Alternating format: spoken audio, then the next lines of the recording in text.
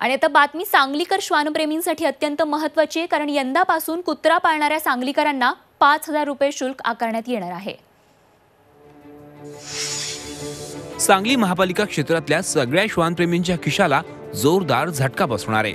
येत्या 20 तारखेला होणाऱ्या महापालिकेच्या महासभेत पालिका क्षेत्रातील पाळीव कुत्र्यांसाठी 5,000 रुपये वार्षिक शुल्क आकारण्याचा ठराव ठेवण्यात येणार आहे। सांगलीकरांवर होणारे कुत्र्यांचे वाढते हल्ले लक्षात घेऊन पालिकेने हा प्रस्ताव ठेवलाय।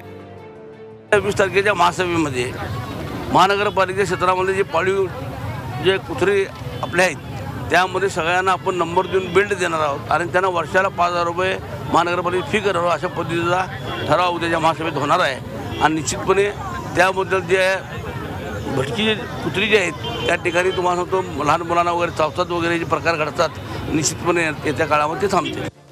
शहरात सुमारे 20 ते 25 हजाराहून अधिक संख्येने पाळीव कुत्रे आहेत। जर या प्रस्तावावर निर्णय झाला तर पालिकेला 12 ते 25 लाख रुपये उत्पन्न मिळू शकणार आहे।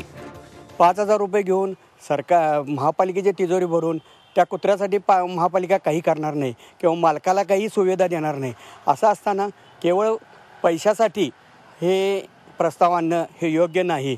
तरी याचा पुनर्विचार महापालिकेने करावा, सर्व सदस्यांनी करावा असं माझं मत आहे।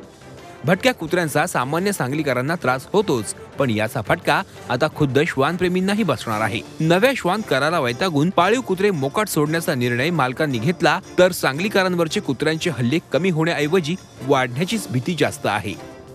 भटक्या कुत्र्यांचा उपद्रव बघता भटकी कुत्री आणि पाळीव कुत्री यांचे वर्गीकरण होणं गरजेचं आहे। मात्र महापालिकेने आता पाळीव कुत्र्यांच्यावर 5,000 रुपयाचा कर आकारण्याचं ठरवलं आहे।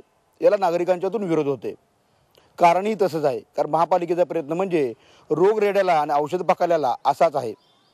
व्हिडिओ जर्नलिस्ट इम्रान सोबत रवींद्र कांबळे, झी मीडिया, सांगली। झी 24 तास रहा एक पाऊल पुढे।